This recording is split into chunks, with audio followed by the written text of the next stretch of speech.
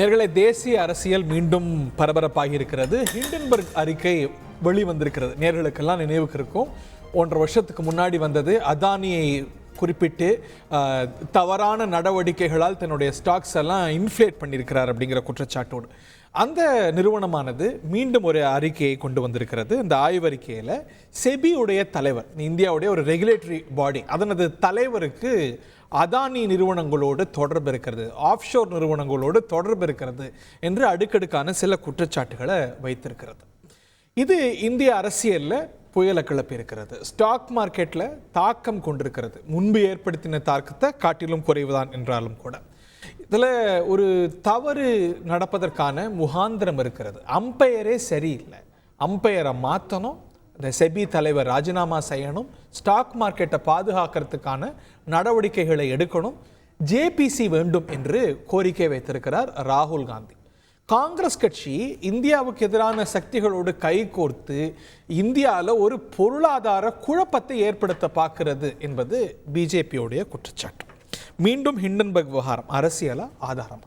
நிறைய கேள்விகள் எழுந்திருக்கு. இந்த விவாதத்தில் நம்முடைய இணையக்கூடிய விருந்தர்கள் அரங்கத்தில் திரு எஸ் எஸ் ஸ்ரீராம், திரு பொள்ளாச்சி சித்திக் திராவிட முன்னேற்ற கழகத்தின் சார்பாக, திருச்சியுடைய ஃபயர் பிராண்ட் திரு திருச்சி வேலுசாமி காங்கிரஸ் கட்சியின் சார்பாக, திரு டிடிஎஸ் ரவிச்சந்திரன் மற்றும் டாக்டர் சுமந்த் ஸ்ரீராமன். டாக்டர் சுமந்த், இது இந்தியாவுக்கு எதிரான ஒரு சர்வதேச சதி என்று ஏன் பார்த்திட முடியாது? சர்வதேச சதினா ஏன் ஒரே ஒரு இண்டஸ்ட்ரியல் குரூப் மேல குற்றச்சாட்டு வைக்கிறாங்க?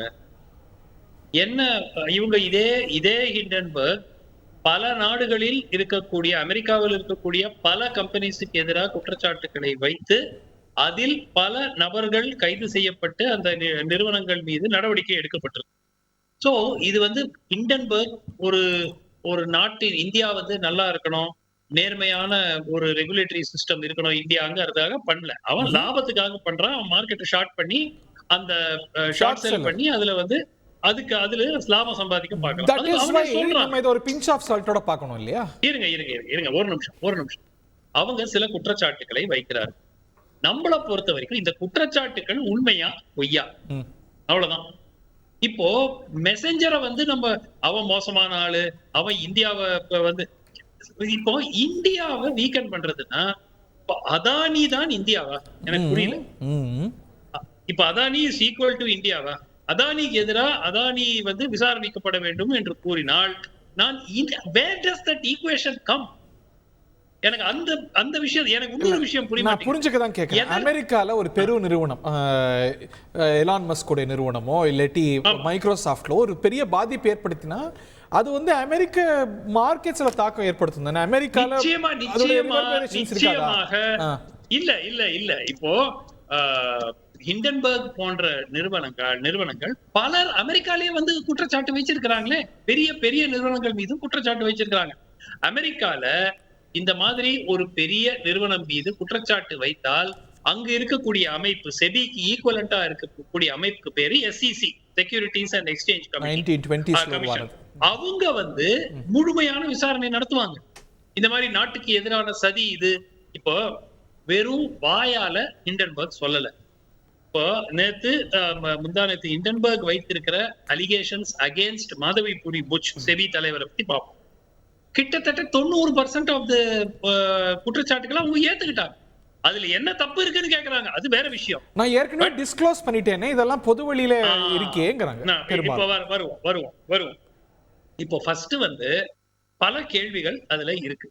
முதல் கேள்வி என்ன அப்படின்னாக்க, இந்த குவிட் ப்ரோகோ 2 விஷயம். ஒண்ணு இந்த அதானியோடைய அந்த ஃபண்ட்ல போட்ட லிங்க் ஒரு பகுதி தான்.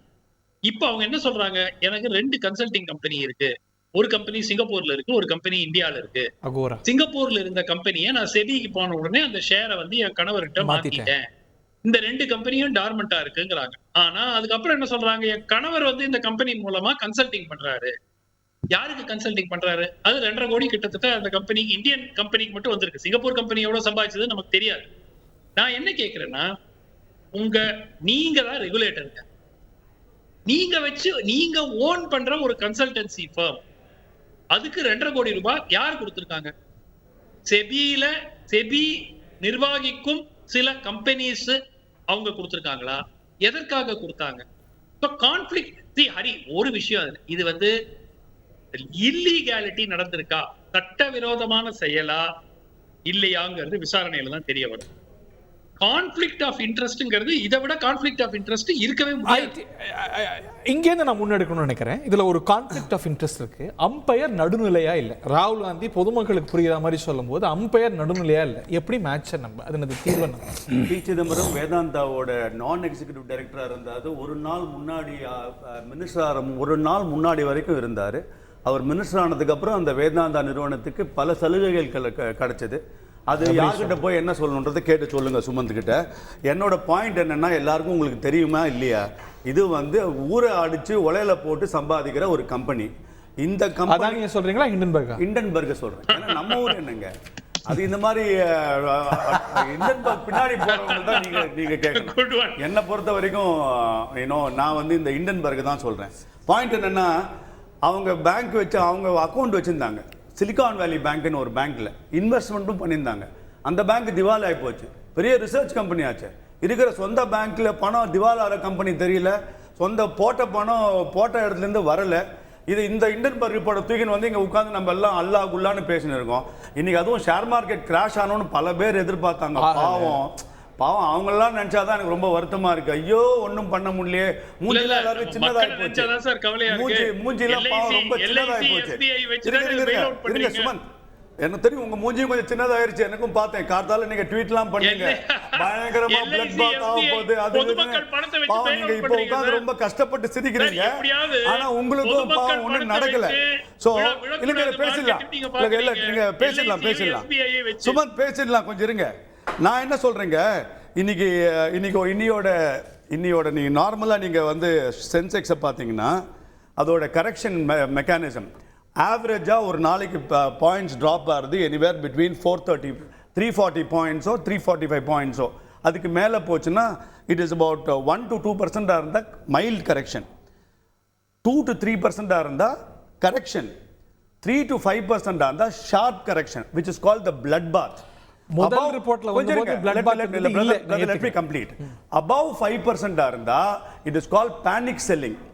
January 2008 நான் ஒரே மாசத்துல அருமையான யூபி அரசாங்கம் ஆட்சியில் இருந்தபோது எவ்வளோ தெரியுமா உங்களுக்கு ஒரு வாட்டி நடந்திருக்கு.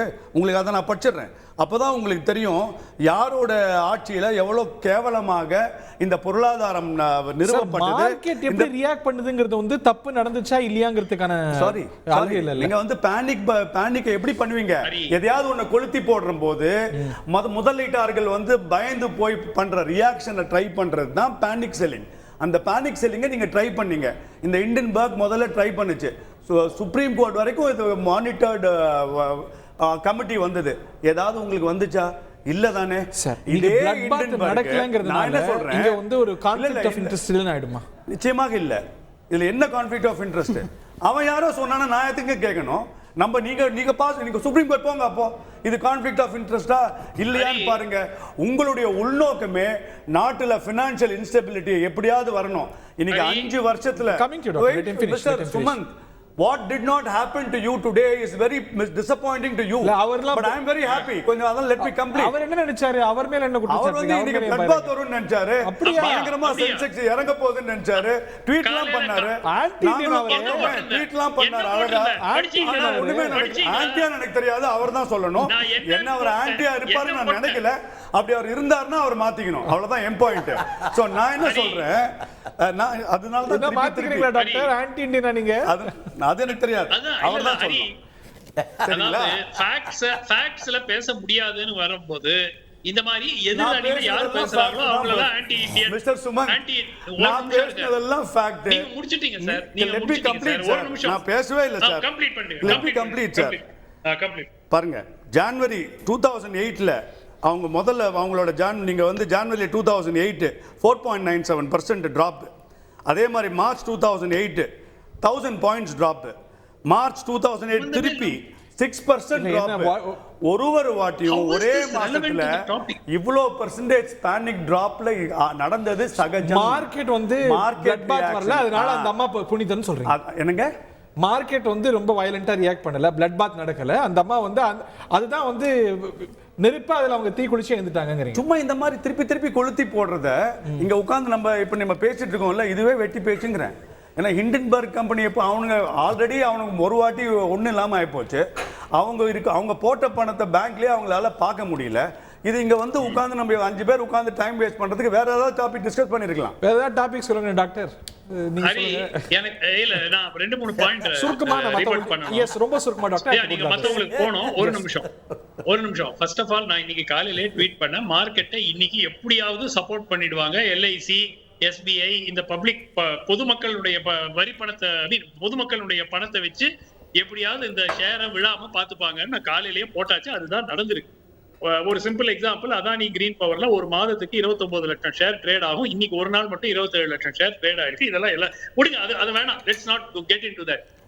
That is what is all about. No, one minute. How it has been propped up. ஒரு நிமிஷம் இருங்க.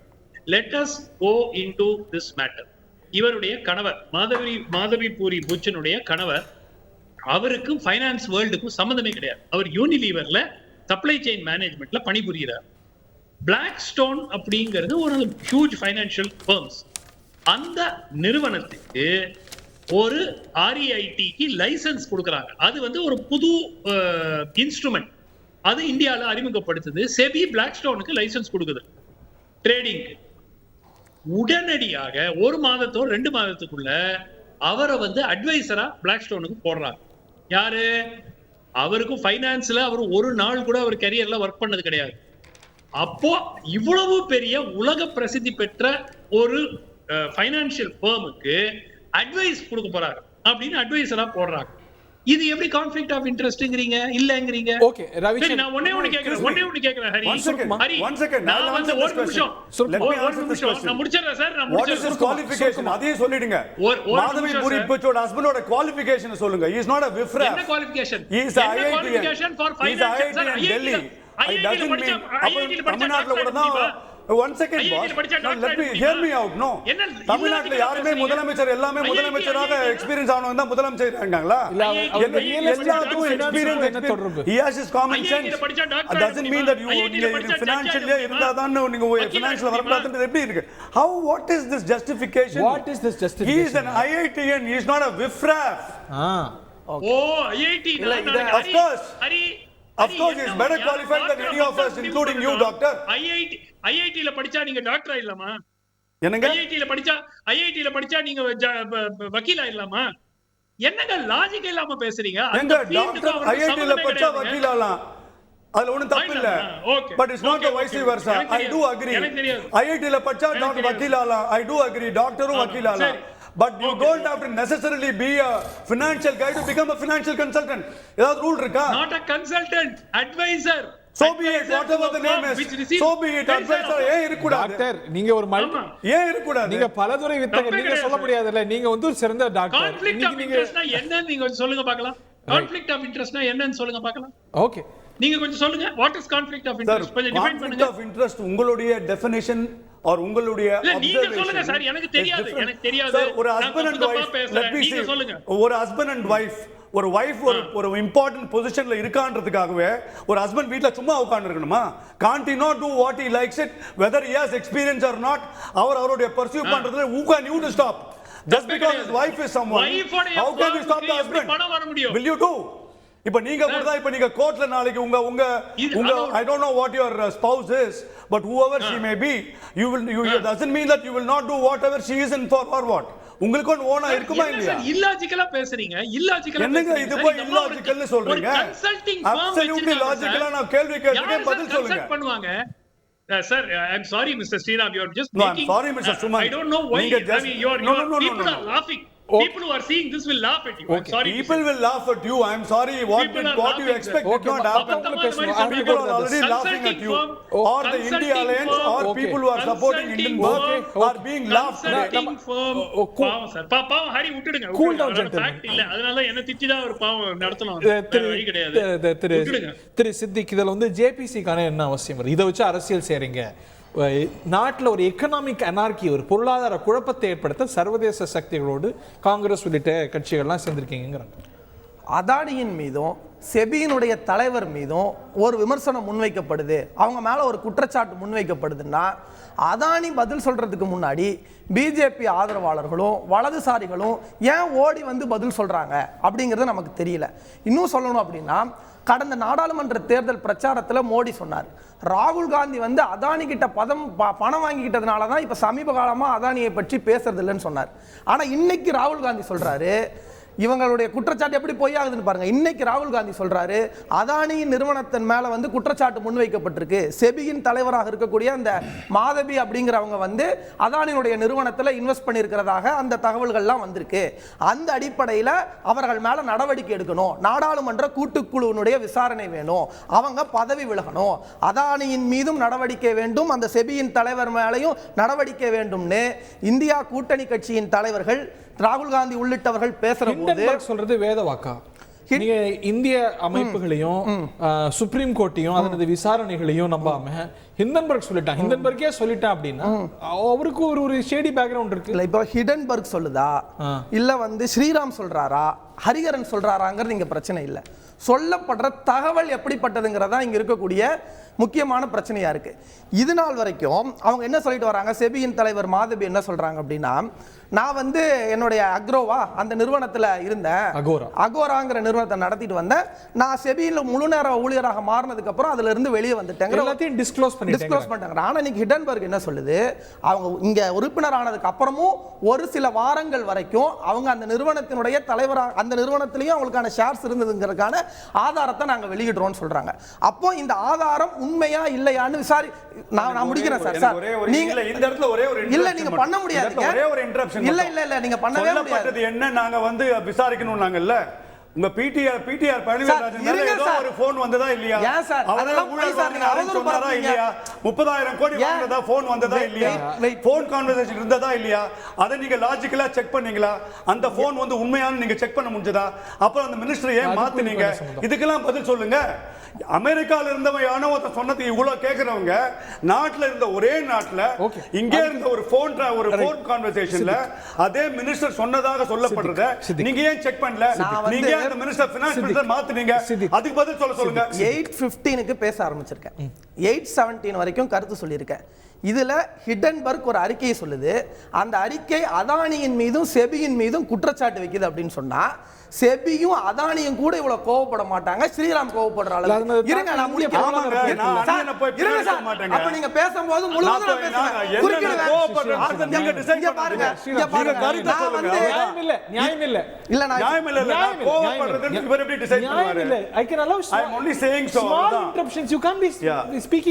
லைன் பை லைன் இன்டர்பிரட் பண்ணணும்னா நானும் அதை தொடர்ந்து இந்த ஆய்வு ஷோ எப்படி இருக்குன்னு ஹரிஹரன் பாருங்க.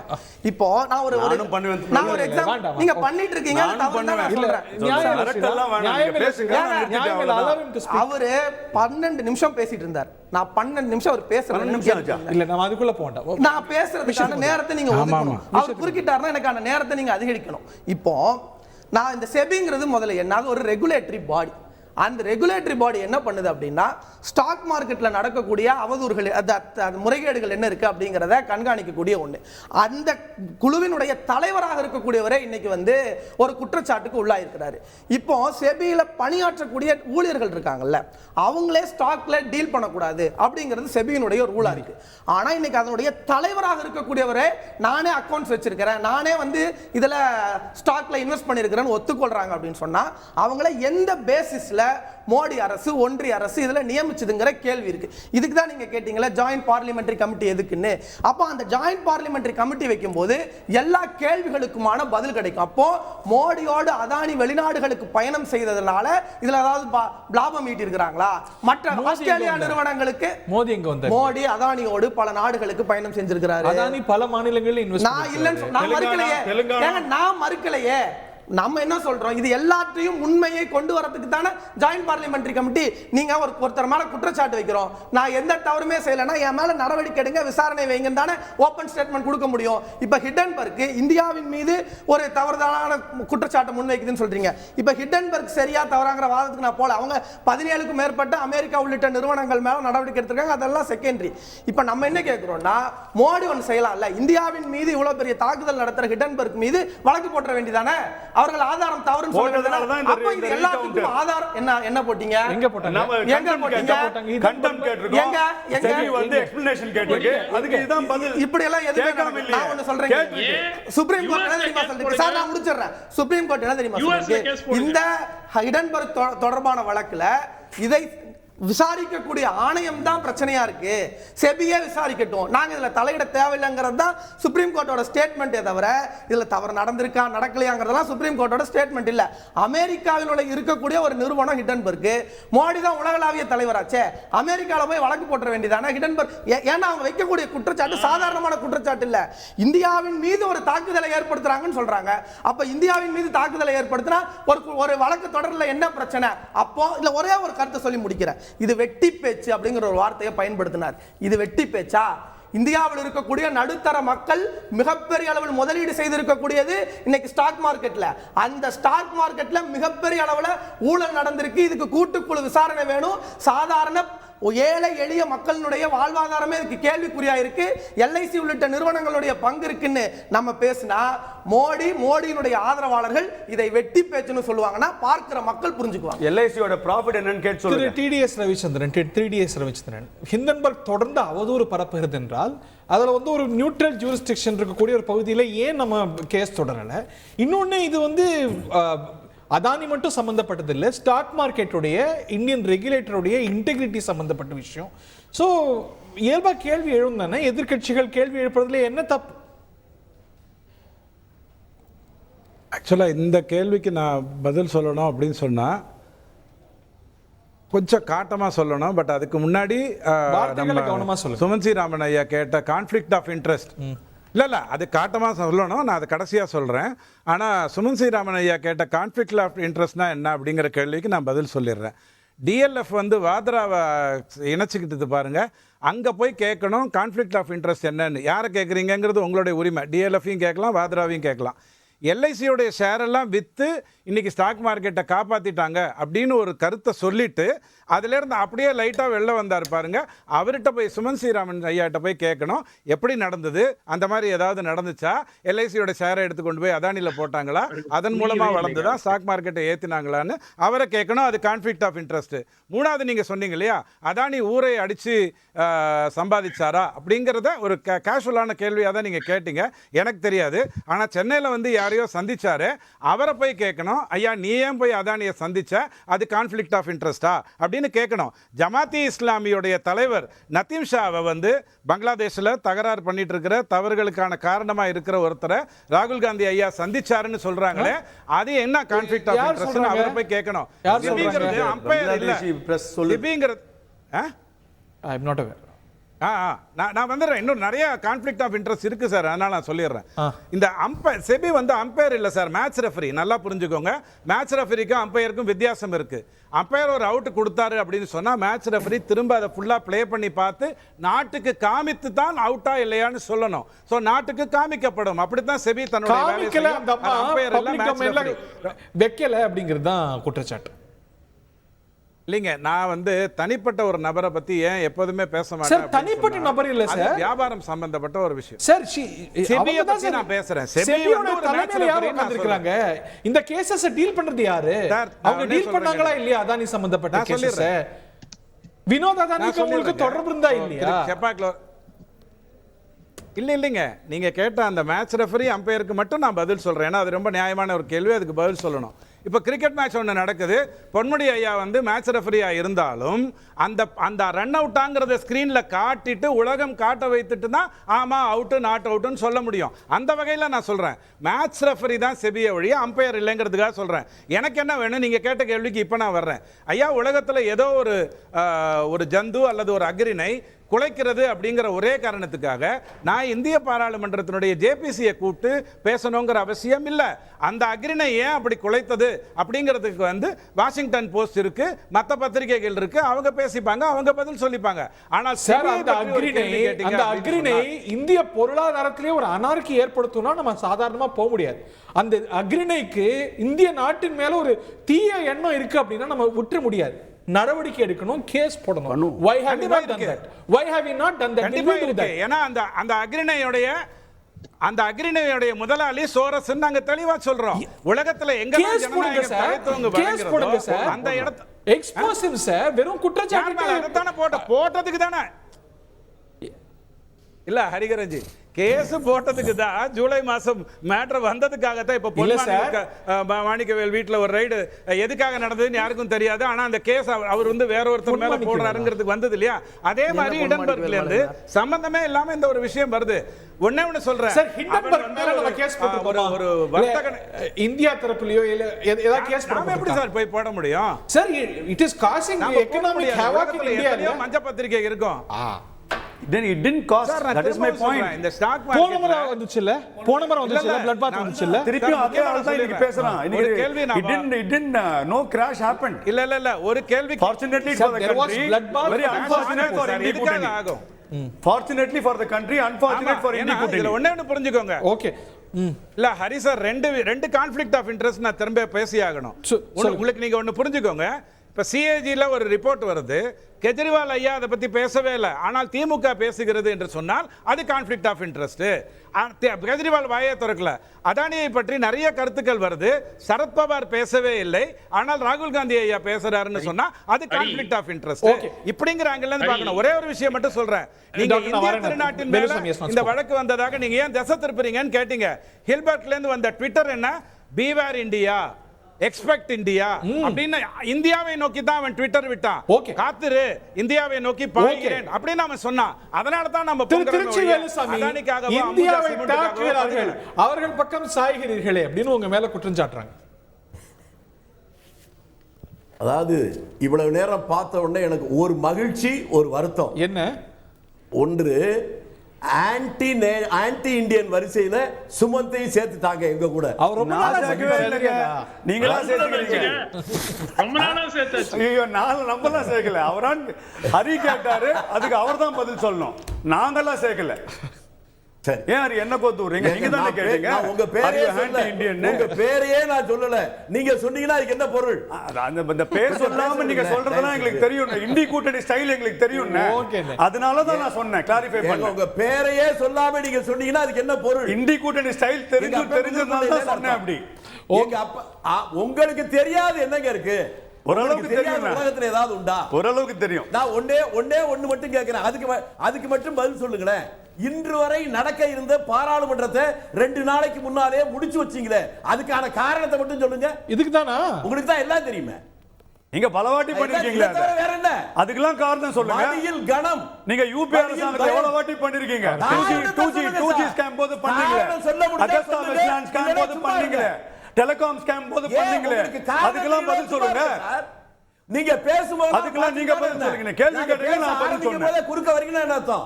உண்மைகள் தெரியும். நான் எங்க முன்னாடி நான் இப்பதான் கேட்கிறேன். முதல்ல நான் கேட்கறதுக்கு முன்னாடியே நீங்க ஆஜரானீங்க. என்ன சொல்றேன்? உங்களுடைய பதட்டமே தெரியுது இந்த பிரச்சனையில என்னன்னு. இந்த நாட்டினுடைய பொருளாதாரத்தையே சீரழிக்கிற ஒரு பிரச்சனையை பற்றி பேசுகிற போது இது ஒரு விளையாட்டோடு கிரிக்கெட்டோடு சம்பந்தப்படுத்தி பேசுவது ரொம்ப வருத்தமா இருக்கு. சார், அம்பையர் உங்க ராகுல் காந்தி சொன்னார் சார், லாப நஷ்டம் கிடையாது, விளையாட்டோடு தொடர்பு படுத்தி பேசுறது ராகுல் காந்தி. அவருக்கு பதில் சொல்லுங்க. வந்து ராகுல் காந்தி அந்த ஓமையை சொன்னது அவர். அதான் சொல்றேங்க நானு. எனக்கு இன்சூரன்ஸ் நான் பண்ணலைங்க, எனக்கு பேங்க் அக்கவுண்டே கிடையாது, பேங்க்ல பணம் இல்லைங்க, அதனால எனக்கு ஒன்றும் பர்சன்ட் இன்ட்ரெஸ்ட் கிடையாதுங்க. இவங்களுக்கு வேண்டாம் இந்த துடிப்பு, இந்த தவிப்பை பார்த்தாக்க இவங்க ஏதோ பாதிச்சிருக்காங்க போல் இருக்கு, அதனாலதான் தவிக்கிறாங்க. இதுல என்ன பாராளுமன்ற கூட்டுக்குழு விசாரணை ஒண்ணு, ஏன் பிரதமர்ல இருந்து நம்ம ஸ்ரீராம் வரையிலும் இப்படி பதட்டப்படுறாங்க, ஏன் தவிக்கிறாங்க? பார்லிமெண்ட் கூட்டத்தையே 2 நாளைக்கு முன்னாலேயே முடிச்சு வைக்கிறாங்கன்னா அதுக்கு இதுவரை சரியான காரணத்தை அரசாங்கம் சொல்லியிருக்கா அல்லது யாராவது சொல்லிருக்காங்களா? நான் புரிஞ்சுக்கிறேன் உங்க குற்றச்சாட்டு, உங்க அலிகேஷன். இந்த அறிக்கை சனிக்கிழமை ஞாயிற்றுக்கிழமை வருதுங்கிறதுனால திங்கட்கிழமை முடிய வேண்டிய பாராளுமன்றத்தை வெள்ளிக்கிழமை நிப்பாட்டிட்டாங்க. ஆமாங்க, நான் இன்னைக்கு திங்கட்கிழமை நடக்க வேண்டிய பார்லிமெண்டை முன்கூட்டியே முடித்து வைத்ததுக்கு காரணத்தை மட்டும் இதுவரை சபாநாயகர் சொல்லியிருக்காரா? என்ன காரணம் சொல்லுங்க. இந்த நாட்டில் ஏதாவது தலைகளா நடக்கிற பிரச்சனை ஏதாவது இருந்திருக்கா? குருவி உட்கார போய் பணங்காய் விழுந்த மாதிரி. ஆனாலும் ஆஹா, இப்படி சொன்னா அப்படி சொல்றீங்க, அப்படி சொன்னா இப்படி சொல்றீங்க, நான் என்ன பண்ண முடியும்? அதுக்கு காரணத்தை சபாநாயகரே சொல்லியேங்க, நீங்களும் நான் எப்படி சொல்ல முடியும்? என்ன காரணத்துக்காக முன்னால முடிச்சு வச்சாரு? அது காரணத்தை சொல்லுங்க. கூட்டுக்குழு விசாரணை கேட்பது தவறா? இந்த நாட்டில் எத்தனை பிரச்சனைகள் கூட்டுக்குழு, பாராளுமன்ற கூட்டுக்குழு விசாரணை இருக்கு. நீங்க தவறு செய்யலைன்னா தாராளமா அதை நடத்தலாம், விசாரிக்கலாம் அப்படிலாம் சொல்லணும். அதை விட்டுட்டு எப்ப அதுக்கு ஆரம்பே முட்டுக்கட்டை போடுறீங்களோ உங்கள் மடியில் கனம் இருக்கிறது, தெளிவாக தெரிந்து விட்டது, அதைத்தான் சொல்ல முடியும். ஒரு சிறிய இடைவெளிக்கு பிறகு மடியில கனம் இருக்கா? பிரச்சனையை பொறுத்த ஓகே, முடிச்சிடுறீங்களா? உங்களுக்கு கருத்துக்கள் இருந்தா தொடருங்க. நான் நம்ம கருத்து அவங்க அதாவதுங்க 1 மணி நேரம் பேசி புரிய வைக்க வேண்டியதுல நேயர்களுக்கு நம்முடைய நண்பர் ஸ்ரீராமனுடைய பதட்டமே புரிய வச்சிருச்சு. அதனால எங்களுக்கு பேச வேண்டிய அவசியம் இல்ல. பதட்டமா இருக்கு உங்களுக்கு. தெளிவாக ரொம்ப கஷ்டப்படுறீங்க. என்ன பதட்டப்படுத்த ரொம்ப கஷ்டப்படுறீங்க. ஸ்ரீராமோட என்ன பதட்டப்படுத்த ரொம்ப கஷ்டப்படுறீங்க. அதெல்லாம் தேவையே இல்ல. நீங்க தான் பதப்படுத்தி இருக்கீங்க. பதட்டத்துல நீங்க மார்க்கெட் ஒண்ணு ஆளுன்ற பதப்பத்துல நீங்க இருக்கீங்க. பேசவே விடக்கூடாது. நீங்க படுற பாடு உங்களுக்கு நாங்க ஏதாவது குறுக்கிட்டா நீங்க பேசுற போது, நான் பேச ஆரம்பிக்கிற போதே குறுக்கிட்டேன் அர்த்தம். பதட்டம் அதிலே தெரியலையா? ஆனாலும் சுமந்த் ஒண்ணு சொன்னதை நான் வன்மையா கண்டிக்கிறேன். என்ன அந்த மாதவு அந்த அம்மாவுடைய வீட்டுக்காரரு எக்கனாமிக் அட்வைசரா போகலாமா, அவருக்கு எக்கனாமிக்ஸ் தெரியுமா அப்படின்னு கேட்டாரு. இதை நான் ஏற்றுக்கொள்ள முடியாது. எக்கனாமிக்ஸ் பாலபாடமே தெரியாதவர் இந்த நாட்டுடைய நிதியமைச்சரா இருக்கிற போது ஏன் அவர் அட்வைசரா இருக்க கூடாது? சர்வதேச நிறுவனங்கள்லாம் ஒர்க் பண்ணிருக்காங்க சார். சுமந்துடைய பதில் யார சொல்றாரு அவரு? நிர்மலா சீதாராமன் சொல்றாரு. அவங்களோட குவாலிஃபிகேஷன் சாருக்கு தெரியாது. அவங்களோட பயோடேட்டா அவர் போய் பார்த்துட்டு வரணும். நீங்க டிவில உட்கார்ந்து ஜாலியா பேசலாம்.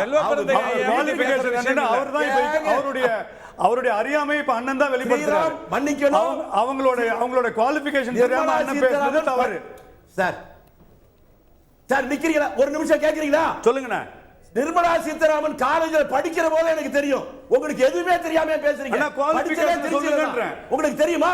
எனக்கு தெரியாது, நீங்க சொல்லுங்க. தெரிஞ்ச மாதிரி பேசுறீங்க. இல்ல எனக்கு தெரியாது, நீங்க சொல்லுங்க. உங்க குவாலிஃபிகேஷன் என்னன்னு சொல்லுங்க. சர்வதேச நிறுவனங்கள் இல்ல எனக்கு தெரியாது, நீங்க சொல்லுங்க. நீங்க தான் சின்ன வயசுல இருந்து அவங்க ஃப்ரெண்ட் ஆச்சு. சோ நீங்க சொல்லுங்க உங்க குவாலிஃபிகேஷன் நீங்க சொல்லுங்க. ஓகே. பரபர பிரபாகரன் நிர்மலா சீதாராமனுடைய வீட்டுக்காரரை விட உங்களுக்கு அதிகம் தெரியுமா? இல்ல அவங்க சர்வதேச நிறுவனங்கள் எம்பில் படிச்சிருக்காங்க. எல்லாருக்கும் தெரியாது. Fine, it is not about qualification எல்லாருக்கும் தெரியும். நான் அல்ல. ஓகே, அவங்க டைரக்டா இல்ல நோ பர்சனல் டாஸ்க். அதை தாண்டி உங்களுக்கு தெரியுமான்னு கேக்குறேன். ஓகே, ஒரு திரு ரவிச்சந்திரன் இந்த பகுதி ஆரம்பிக்கணும் நினைக்கிறேன். சீசரின் மனைவி சந்தேகத்துக்கு அப்பாற்பட்டு இருக்க வேண்டும். இன்னைக்கு இவ்வளவு சந்தேகம் வந்துடுச்சு செபியுடைய தலைவர் மேலேயே. இது வந்து ஒரு கிரெடிபிலிட்டியை பாதிக்கும். ஒரு ஜேபிசி வச்சுட்டு தான் போயிடலாமே. இன்னொன்று திருச்சி வேலுசாமி எழுப்பின கேள்வியில மெரிட் இருக்க தானே செய்யுது. இன்னைக்கு முடிய வேண்டிய பார்லிமெண்ட் திடீர்னு வெள்ளிக்கிழமை முடியுது அப்படின்னா டைமிங் இஸ் கான்ஸ்பிகுவஸ். கேள்விகள் வரும் தானே. இதை எதிர்பார்த்து தான் அனுமானித்து தான் இதை வந்து முன்னாடியே முடிச்சாங்களா? பாராளுமன்றத்திலையும் புயலாக கலப்பக்கூடாதுன்னு. இல்லை நான் 2 விஷயம் நீங்கள் கேட்ட 2 கேள்விக்கும் நேரடியாக பதில் சொல்கிறேன்.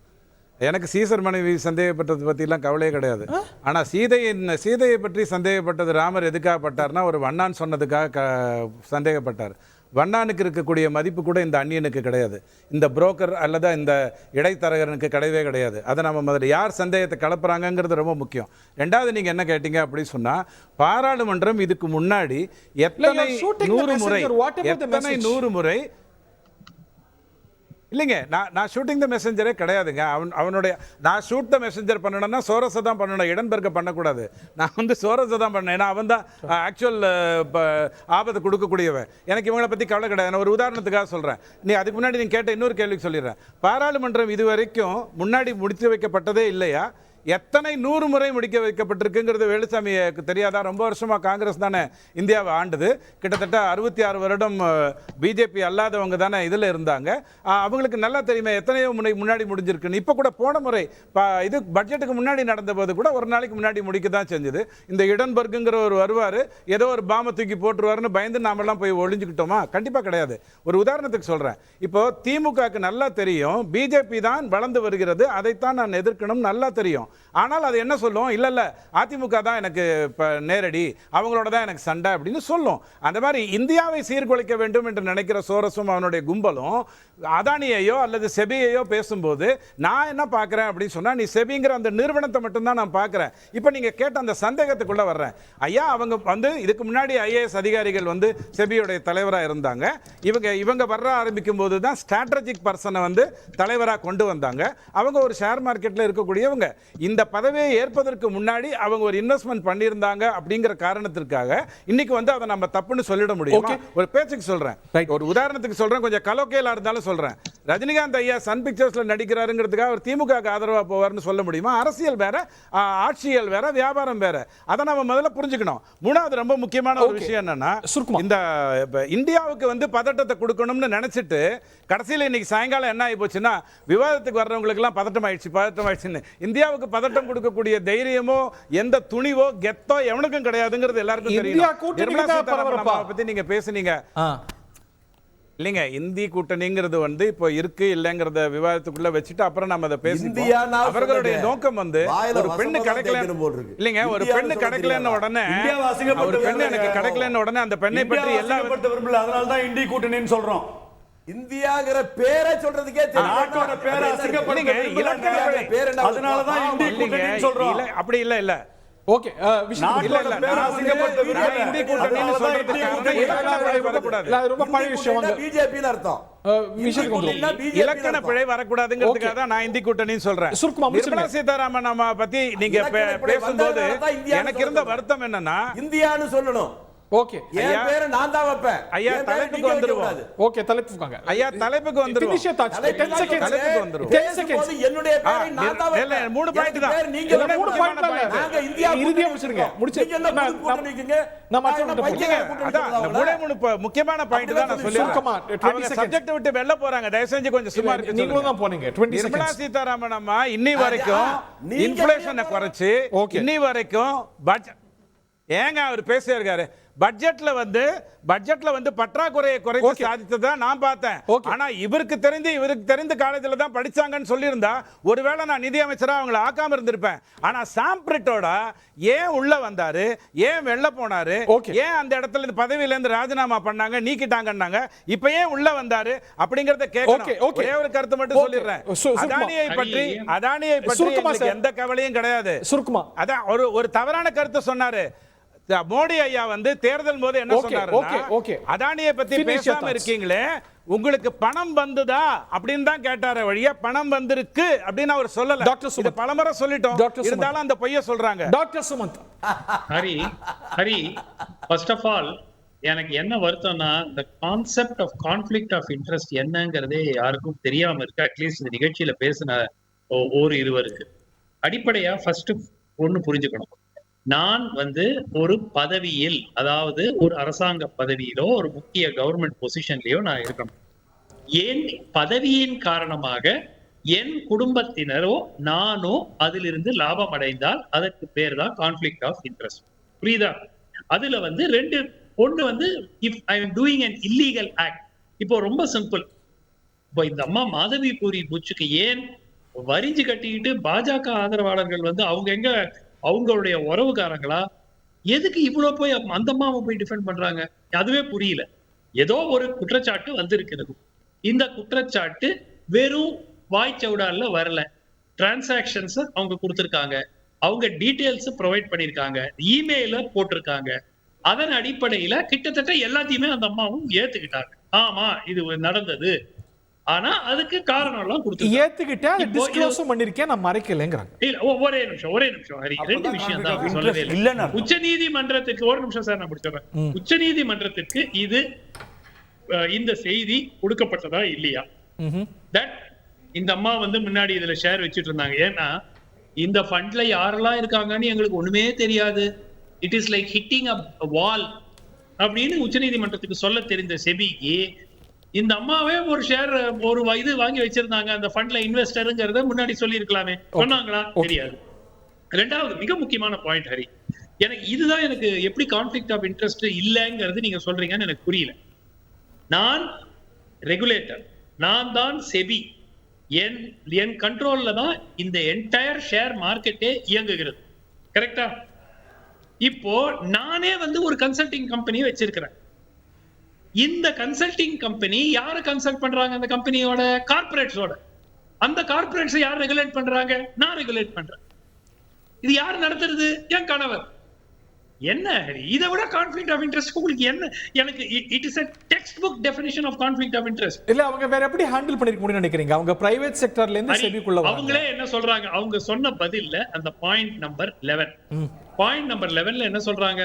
நான் செபியை சேர்ந்தவுடன் இந்த ரெண்டு கம்பெனிஸும் டார்மெண்ட் ஆகிவிட்டது. ஆமா ஆமா correct. Fair enough. Absolutely no problem.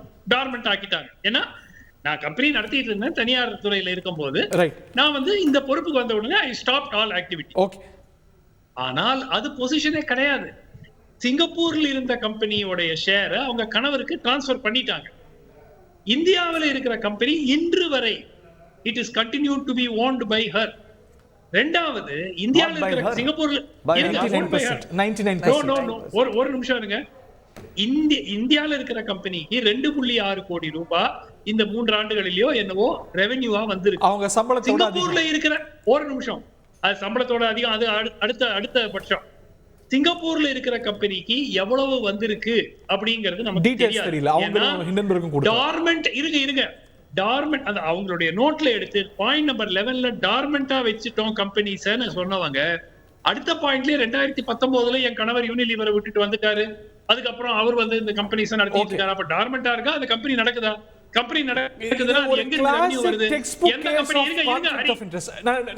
ஒரு நிமிஷம் இல்ல முடிச்சோம். Yes doctor. செபியால் ரெகுலேட் செய்யப்படும் கம்பெனிஸ் அந்த கம்பெனியோட கன்சல்டிங் அக்ரிமெண்ட் வச்சுக்கிட்டா அது அதை விட, அதாவது இது வந்து லீகலா ஒரு கான்ஃப்ளிக்ட் ஆஃப் இன்ட்ரெஸ்ட் டெஃபினிஷன் போடணும்னா இதுதான் டெஃபினிஷன். Point taken. இல்ல கான்ஃப்ளிக்ட் ஆஃப் இன்ட்ரெஸ்ட் இருக்குன்றதுனாலயே அப்படியே அது உங்களுக்கு அது அப்சர்வண்டா தெரியுதுனாலே தவறுகள் நடந்திருக்கும்ன்றது நீங்க டிசைட் பண்றீங்க. அது லெட் மீ கம்ப்ளீட்டுங்க. ஏன்னா அவர் கூட தான் சொன்னாரு வேலுச்சாமி அண்ணன். இந்த ட்வீட் வந்தது 10ஆம் தேதி, பார்லிமெண்ட் க்ளோஸ் ஆனது 9ஆம் தேதி. 10ஆம் தேதி ட்வீட் வரும்னு நினைச்சு பயந்து ஓடி போயிட்டாங்களா? இந்த மாதிரி மாத்தி பேசுறது தப்பு. இப்போ உடனே உழவுன்னு போயிடுவீங்க. போட்டது 10ஆம் தேதி, பார்லிமெண்ட் க்ளோஸ் பண்ணது 9ஆம் தேதி. இண்டன்பர்க் போடுவாங்க அதுக்குன்னு பயந்து ஓடி போயிட்டாங்கன்னாங்க. எங்க ஜேபிசி வக்ஃப் போர்டு கூட தான் ஜேபிசி போட்டது. நீங்க ஏன் அப்ப ஏத்துக்க மாட்டேன்றீங்க? உங்களுக்கு வேணுங்கிற போது ஜேபிசி கேக்குறீங்க. வக்ஃப் போர்டை வந்து ஜேபிசிக்கு பண்ணா நீங்க வந்து அதை ரெஃபர் பண்ணீங்க. நீங்க ஏன் பாஸ் பண்ணல? அப்ப நீங்க கேள்வி கேக்குறீங்க.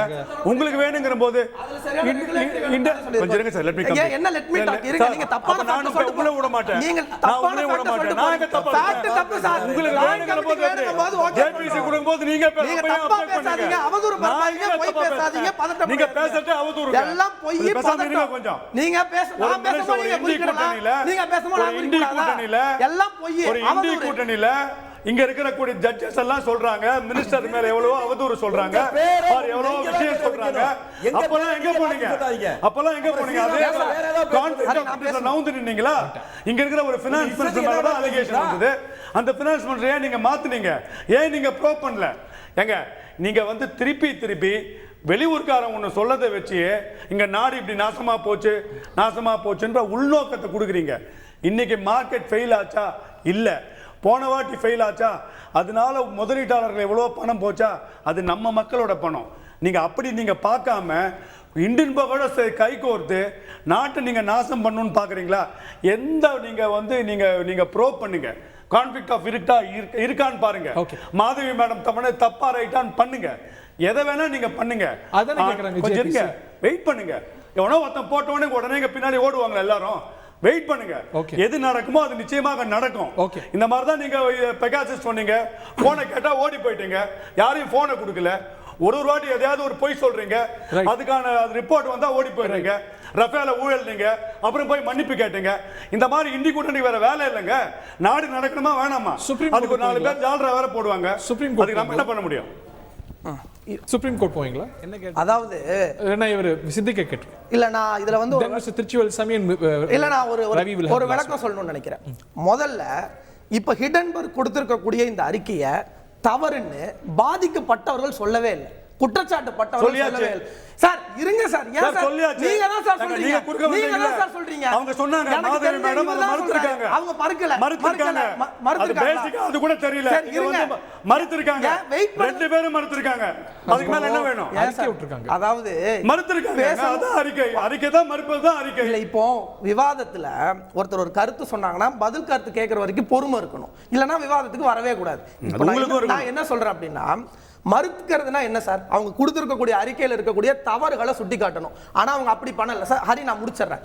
அவங்க அக்னாலேஜ் பண்றாங்க, ஹிடன்பர்க்ல இருக்கக்கூடிய ஷேர்லாம் நான் வச்சிருந்தேன் தான். ஹிடன்பர்க் என்ன ஷேர்? ஹிடன்பர்க் இல்லங்க, ஹிடன்பர்க் குறிப்பிட்டிருக்கக்கூடிய இவங்களுக்கு இந்த இவர்களுடைய யாருக்கெல்லாம் இவங்களுக்கு கான்ஃப்ளிக்ட் ஆஃப் இன்ட்ரெஸ்ட் இருக்குன்னு அவங்க சொல்றாங்களோ ஹிடன்பர்க், ஆமா அந்த மாதிரியான நிறுவனங்கள்ல நாங்க செஞ்சிருந்தோம், அதை டிஸ்க்ளோஸ் பண்ணிட்டோம்ங்கறாங்க. அதுதாங்க ஹிடன்பர்க் அவங்களையே மறுக்கலையேங்கற நான். டிஸ்க்ளோஸ் பண்ணிட்டோங்கிறது என்ன? அந்த அறிக்கை ஆமாங்க, அந்த அறிக்கை உண்மைங்கிற அடிப்படையில தான அவங்க கருத்தை சொல்றாங்க. ஹிடன்பர்க் பொய் சொல்லுதுன்னு அவங்க சொல்லல. இன்னொரு விஷயம் என்ன சொல்லிருக்காங்கங்க, என்னங்க இது திருப்பி திருப்பி ஏன் சார் இவர் என்ன பேசவே கான்ஃப்ளிக்ட் ஆஃப் ஏங்க இவர் மட்டும் அவதூறு சொல்லிட்டே போறாரு, நான் சும்மா இருக்க முடியுமா? நீங்க பேச இல்லன்னு இருக்காங்கன்னு நான் திருப்பி திருப்பி பதிவு பண்றேன். This is not the right way. This is the way. This is not the right way. அவர் அடுத்து நான் போறேன், அவர் மறுக்க போறாரு. முடிச்சிருங்க. ஹிடன்பர்க் கொடுத்திருக்கக்கூடிய அறிக்கை தவறுன்னு நான் முடிச்சதுக்கு அப்புறம் தான் நீங்க போக முடியும். மாதவி சொல்லவே இல்லை. அவங்க நாங்க இந்த மாதிரியான அவங்க சொல்லியிருக்கிற எல்லாத்தையும் ஒத்துக்கிட்டு நாங்க இதுக்கு முன்னாடியே பண்ணிருக்கோம். ஆனா ஹிடன்பர்க் என்ன சொல்லுதுன்னா, இப்போ மாதவி சொல்றதும் தப்பா தான் இருக்கு. என்ன சொல்லுது, அவங்க இன்னைக்கு இருக்கக்கூடிய அவங்க சொல்றாங்க நாங்க சிபில முழு நேர ஊழியரானதும் நான் விலகி வந்துட்டேன் அப்படின்றாங்க. இல்ல சிபில நீங்க ஊழியரானதுக்கு அப்புறமும் செபில நீங்க ஊழியரானதுக்கு அப்புறமும் நீங்க தொடர்ந்துட்டு தான் இருந்தீங்க. அந்த நிறுவனங்கள்ல அதானியினுடைய நிறுவனங்கள்ல உங்களுடைய இன்வெஸ்ட்மெண்ட்ல தொடர்ந்துட்டு தான் இருந்துச்சு. சாரி, அவங்க பங்கு வைக்கக்கூடிய நிறுவனங்கள்ல தொடர்ந்துட்டு தான் இருந்துச்சுங்கிறது இன்னைக்கு இருக்கக்கூடிய குற்றச்சாட்டு. அப்போ இந்த குற்றச்சாட்டுக்கு எதிராக பேச வேண்டிய அதானியோ இல்ல இந்த குற்றச்சாட்டுக்கு எதிராக பேச வேண்டிய மாதவி போன்றவர்கள் அமைதியா இருக்கிறாங்க. ஏன்னா அவங்களுக்கு இதுல பயம் இருக்கு. இன்னும் சொல்லணும் அப்படின்னா, இந்த இதற்கு முன்னாடி வந்த அறிக்கையை சீக்கிரமா க்ளோஸ் பண்ணுங்கன்னு சுப்ரீம் கோர்ட் சொல்லி ஏறத்தாழ 18 மாசங்கள் ஆயிருச்சு. இன்னைக்கு வரைக்கும் அவங்க முடிக்காம இழுத்தடிப்பதற்கான காரணம் என்ன? அப்போ ஜாயிண்ட் பார்லிமெண்ட் கமிட்டிக்கு ஏன் இவங்க பயப்படுறாங்க அப்படின்னா, ஜாயிண்ட் பார்லிமெண்டரி கமிட்டிக்கு போனா இதில் தொடர்புடையவர்கள் யாராக இருந்தாலும், இந்திய ஒன்றியத்துடைய பிரதமராக மோடியாகவே இருந்தாலும் வெளியே வந்துருங்கிற பயம். அந்த பயத்தின் அடிப்படையில் தான் இன்னைக்கு ஒன்றிய அரசு பயப்படுது. ஓகே, நேரம் இல்ல டாக்டர், நேரம் இல்ல. நான் திருச்சி வரை சமயம் டைம் இல்ல டாக்டர். எஸ் டாக்டர், ஒரு சென்டென்ஸ் ஹரி, சுருக்குமா ஒரு சென்டென்ஸ். அதானி வந்து குரூப் சுருக்குமா வாங்குற ஜர்னலிஸ்ட் மேல இன்ஃபர்மேஷன் கேஸ் போட்டு அரெஸ்ட் வாரண்ட் வரைக்கும் வாங்குனாங்க இந்தியாவுல. ரைட்டா? நான் என்ன கேக்குறேன், அமெரிக்கால ஒரு கேஸ் போடுறாங்க, இது வரைக்கும் அதானி கேஸ் போடல. ஹிண்டன்பர்க் எதிராக அதானி கேஸ் போடல. தான் கேஸ் போடுறீங்க. Point taken doctor, point taken. Adani has not taken Hindenburg to court to task. Okay, point taken. திருச்சிவேலுசாமி, உங்களுடைய இறுதி கருத்து. திரு Ravichandran will have the last word. சுருக்குமா திருச்சிவேலுசாமி, உங்களுடைய இறுதி நிறைவு கருத்து. அதாவது இந்த பிரச்சனையில் அந்த மாதவி புரி அவங்க மேல இந்த சார்ஜ் வந்து வந்திருக்கு. இதுல அவங்க விளக்கம் சொல்றதுனால நியாயம் இருக்கு. அவர் ஒன்றும் பிஜேபி காரங்க இல்ல, ஆளுங்கட்சிக்காரர் இல்ல. ஆனால் இவர்கள் தாவி குதித்து அவங்களுக்காக பேசுகிற போது அது ஒரு விதமான உளவியல் நமக்கு புரியுது. இந்த பிரச்சனையில் கூட்டுக்குழு விசாரணைன்னு சொன்னதே ஒரு பெரிய பாவம் என்பதை போல சொல்றது. இவங்க என்ன சொன்னாங்க, ரஃபேல் விமானத்தை பத்தி கூட நண்பர் சொன்னாரு. அவங்க நாட்டுல விசாரணை நடந்துகிட்டு இருக்கு, அதையும் அவர் சேர்ந்து புரிஞ்சுக்கணும். நம்ம நாட்டு நீதிமன்றத்தை நம்ம ஏங்க அந்த ஊர்ல அந்த நாட்டுல அதுக்கு ஊழல் மன்னிப்பு கேட்டோமா இல்லையா? எனக்கு அதுதான் வேணும். இன்னொரு நாட்டுல என்ன நடக்குது எனக்கு என்ன கவலை? அவங்க இன்னொரு நாட்டுல என்ன நடக்குது எனக்கு என்ன கவலை? நாட்டுல தான் கண்டுபிடிச்சா நம்ம நாட்டுல நீங்க போய் மன்னிப்பு கேட்டீங்களா இல்லையா? அதான் பாயிண்ட். கண்டுபிடிச்சா கரண்ட் அப்ப லைட் போடாதீங்க. இன்னொரு நாட்டுல நடந்தாலும் அங்க இருந்தா நீங்க வாங்குனீங்க, வாங்கல எங்க வித்தானோ அங்க ஊழல் நடந்துச்சு. அந்த அரசாங்கம் கமிஷன் போட்டு விசாரிச்சுக்கிட்டு இருக்கு. அப்ப நம்ம சுப்ரீம் கோர்ட் நீங்க போய் அறிவுரை சொல்லுங்க. 20 ரூபாய்க்கு வாங்கிருக்கீங்க. அப்ப இல்ல, சுப்ரீம் கோர்ட்ல நீங்க தான் அறிவுரை சொல்லணும். நீங்க தப்பு பண்ணிட்டீங்க, க்ளீன் சிட் கொடுத்துட கூடாது, ஊழல் இருக்குன்னு நீங்க தான் சொல்லணும் சுப்ரீம் கோர்ட்டை பார்த்து. அந்த நாட்டுல அந்த அரசாங்கத்தின் நம்ம இருக்கிற அவனே விசாரணை கமிஷனை போட்டு விசாரிச்சுட்டு இருக்கானா இல்லையா? அத நான் கேட்டா உங்களுக்கு ஆதரப்படுறீங்க. நீங்க பிஜேபி இல்ல இல்லையா? ஆதரப்படுறீங்க. இந்தியால அப்ப இந்தியா சுப்ரீம் கோர்ட் நீங்க நம்பலையான்னு கேக்குறீங்க. அத கேட்டா நீங்க சுப்ரீம் கோர்ட் நம்பலையான்னு கேக்குறீங்க. நீங்க சுப்ரீம் கோர்ட் நம்பலையான்னு கேக்குறேன், அவ்வளவுதான். சுப்ரீம் கோர்ட் பிஜேபி இல்ல. உங்களுக்கு நீங்க சுப்ரீம் கோர்ட் நம்பறீங்களா இல்லையான்னு சொல்லுங்க போறோம். என்ன பேச்சு? இந்தியான்னு ஒரு வார்த்தை சொல்ல தெரியாத துப்பு இல்லாத உங்களுக்கு என்ன இந்தியாங்க? நீங்க யாரு? நீங்க இந்தியா? என் நாடு இந்தியா. நீங்க ஆனா நீங்க இந்தி. நான் இந்தியன். யாருன்னு சொல்லுங்க. நான் இந்தியன். நான் இந்தியன். எங்கயோ நான் இந்தியன். நீங்க இந்தி. இந்தியன் எங்க தெருக்கு போங்க. நான் இந்தியன், நீங்க இந்தி தாங்க. இந்தியா என் கண்ட்ரிங்க. அவ்வளவுதான். வேஸ்ட் சொல்லிட்டீங்கல. வேஸ்ட் சொல்லிட்டு பேசுறீங்கன்னா நீங்க என்ன பைத்தியமா? நாங்க இந்தி. சொன்னீங்க வேஸ்ட். நீங்க இந்தி. நான் பைத்தியமான்ற நீங்க தான் முடிவு பண்ணணும். நீங்க யாரு நீங்க முடிவு பண்ணலாம். இந்தியா என் நாடு. இந்தி நீங்க ஓகே. நிர்மலாவுடைய புருஷன் சொல்றத சொன்னாலே உங்களுக்கு அநாகரிகமா பேச மட்டும் தான் தெரியும். அநாகரிகமாக பேச மட்டும் தான் தெரியும். தேங்க்யூ. நன்றி வணக்கம். தேங்க்யூ.